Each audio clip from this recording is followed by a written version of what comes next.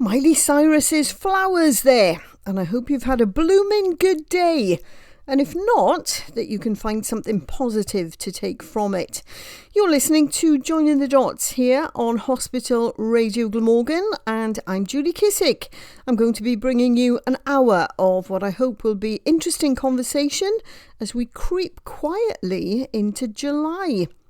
Last week we heard from Adam, a volunteer with the Cardiff branch of the Samaritans, the listening service that's available all day and night to whoever wants and needs an anonymous friend at the end of the phone, or a text exchange if you'd prefer. I've got the final part of my interview with Adam coming up very shortly, and if you missed him last week, it really is well worth a listen because we learn a lot about the callers and the conversations that Samaritans volunteers get involved in, and they're probably not what you think. You can find last week's show on our Rewind service or the podcast version, which is the one without the music, at radioglamorgan.com/joiningthedots. And if you scroll to the bottom of the page, all our 17, soon to be 18 programmes are there, and you can listen back at your leisure. Also on the show today, could you take part in a fundraising event for the Samaritans? The charity is asking people to join with others and commit to 24 minutes of daily activity for the first 24 days of July the 1st to the 24th. It can be any activity from running to crafting, walking to knitting. I'll tell you more before 6 o'clock, and I'll tell you more about a volunteering opportunity happening on our doorstep here at the University Hospital of Wales.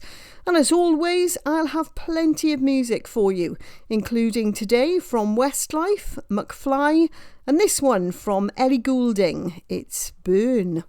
Now, many of us feel lonely from time to time. We know that loneliness isn't necessarily something we only experience at a time when we're living alone or when we don't have strong relationships with others.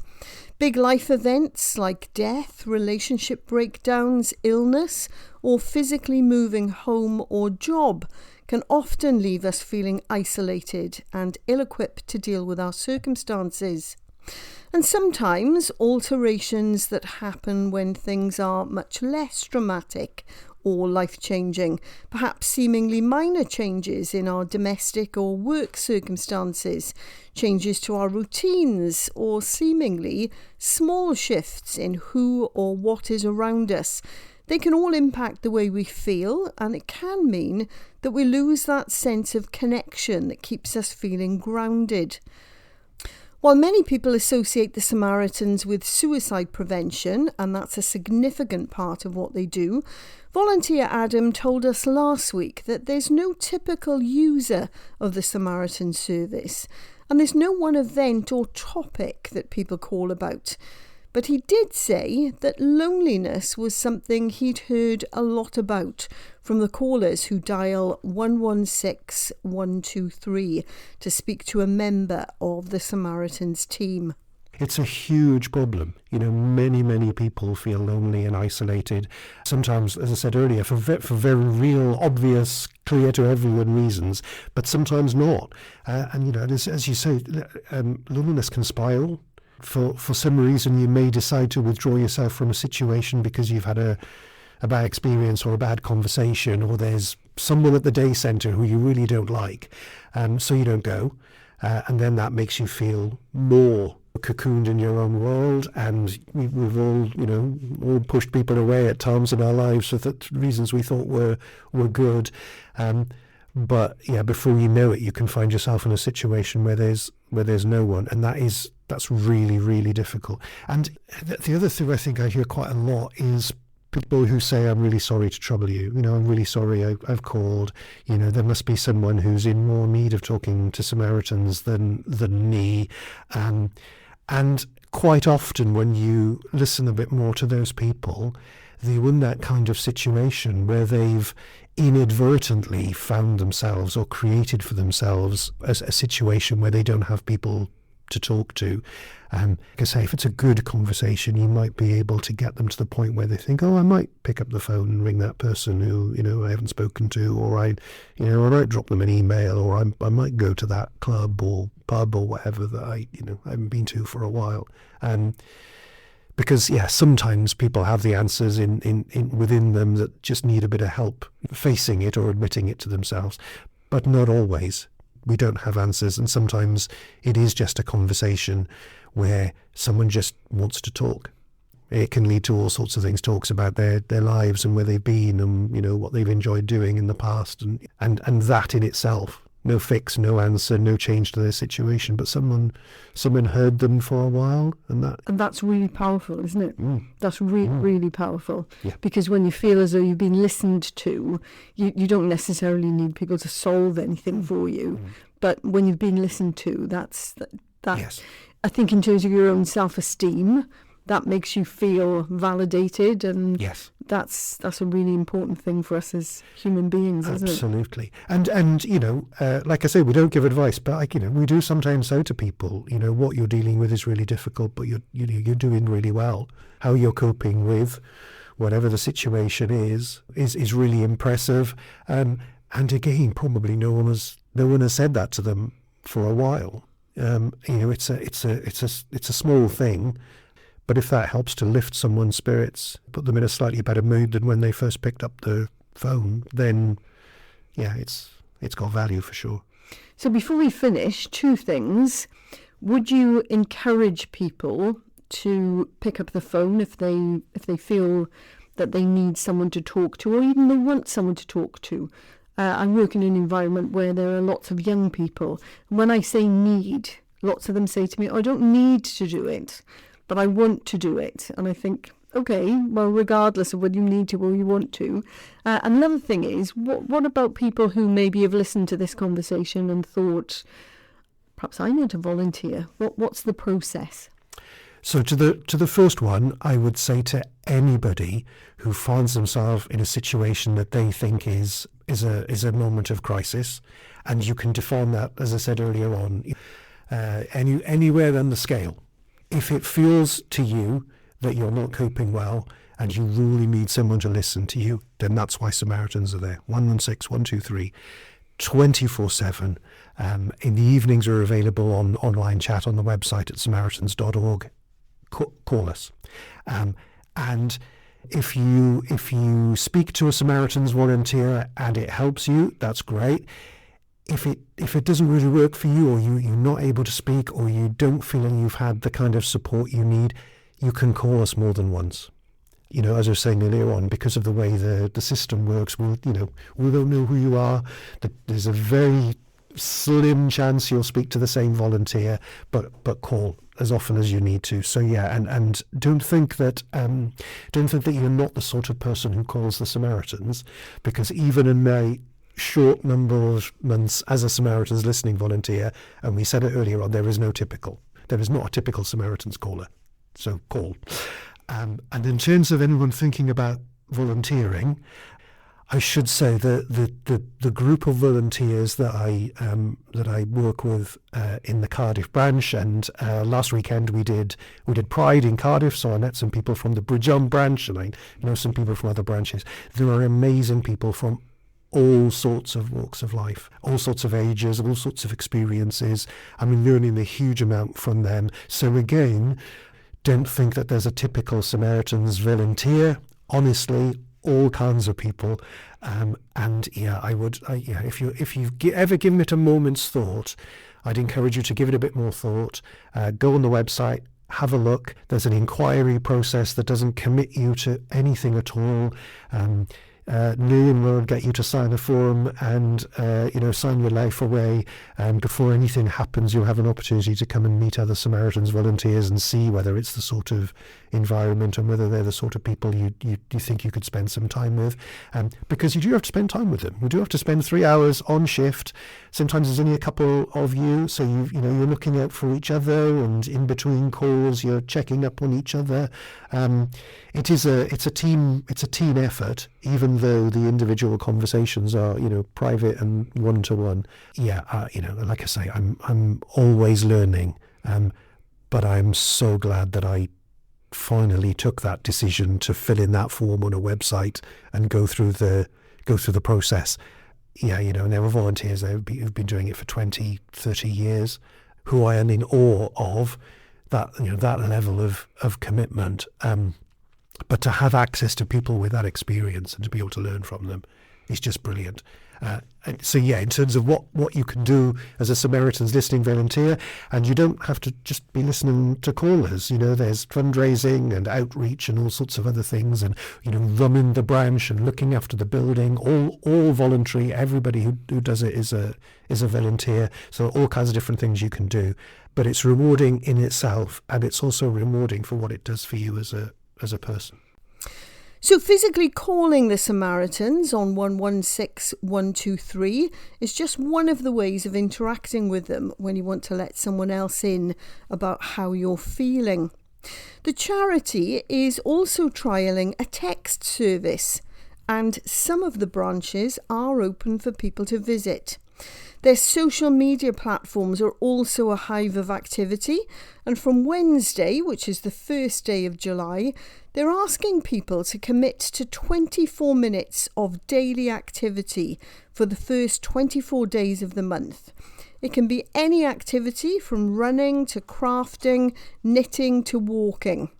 Now, my first question was, why only the 24 days when there are 31 days in July? Well, the reason is because the Samaritans are available 24/7. And of course, July is the 7th month of the year, hence 24 of the days of the 7th month of the year. They're asking people to try to raise £150, and everyone who manages it will be able to claim a Samaritan's Hero Medal. It's a free challenge, and that means there's no registration fee.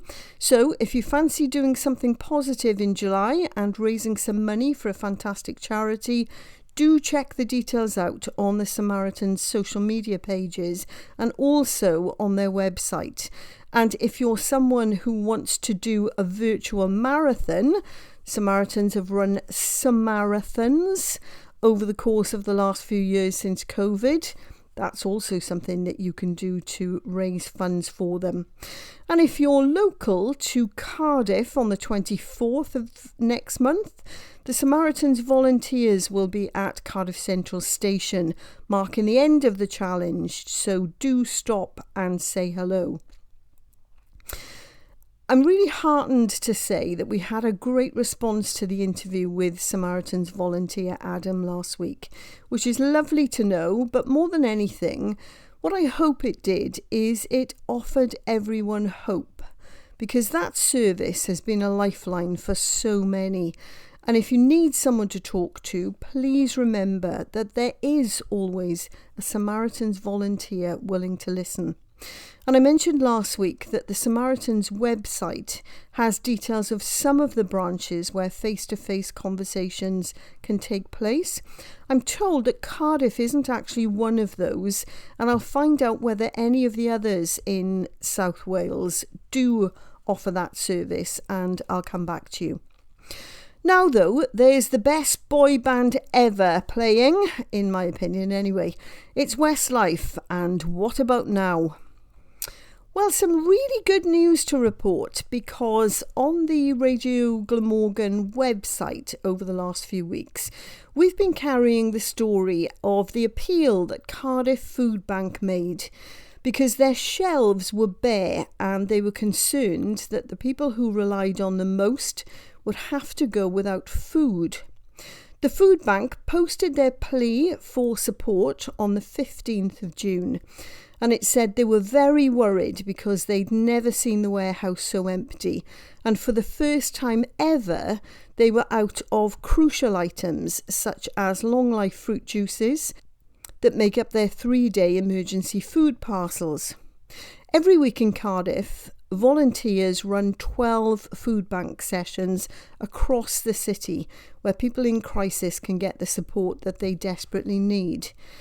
The good news is that people did rally round and the warehouse shelves started to fill up.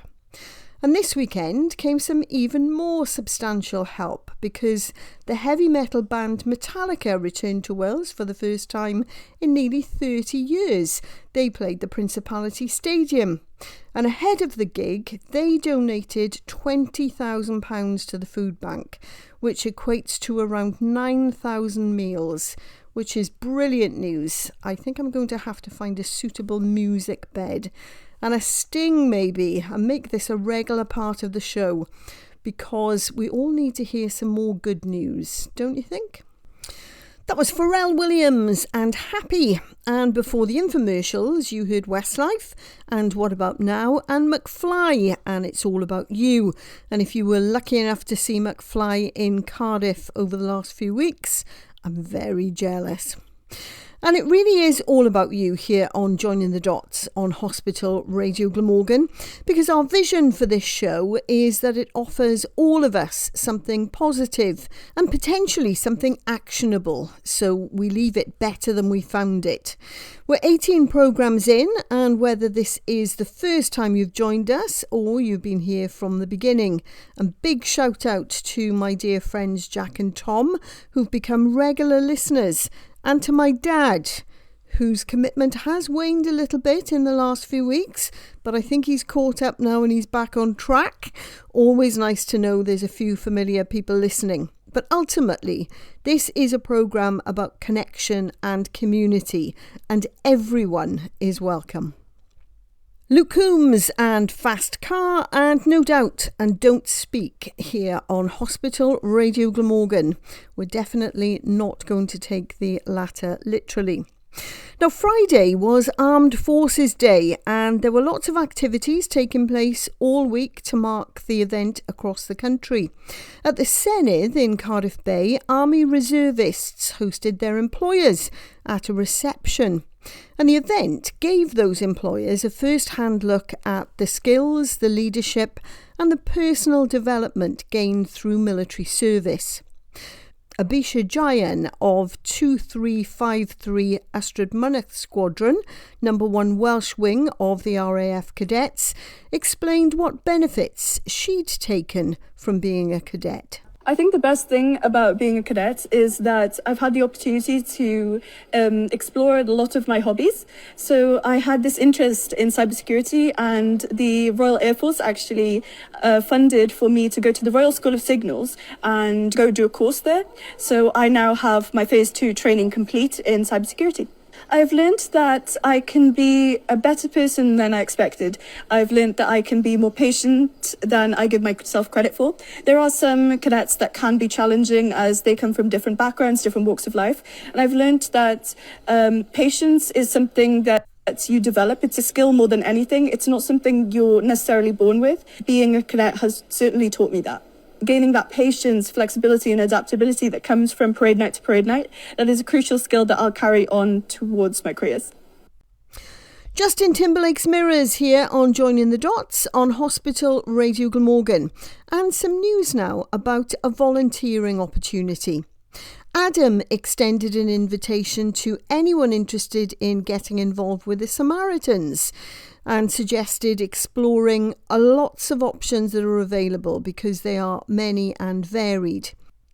And the University Hospital of Wales here at the Heath is also looking for volunteers to support the brand new charity hub that opened in the hospital recently. Cardiff and Vale Health Charity is the official charity of Cardiff and Vale University Health Board, and the charity wants volunteers to welcome visitors to the hub and also to offer general support, so things like signposting, information about the charity's activities, events and ways people with some time on their hands can get involved. The types of people that they're looking for are those who are confident speaking to staff as well as to members of the public, people who are friendly, outgoing and approachable, who enjoy chatting to others and who are willing to undergo training.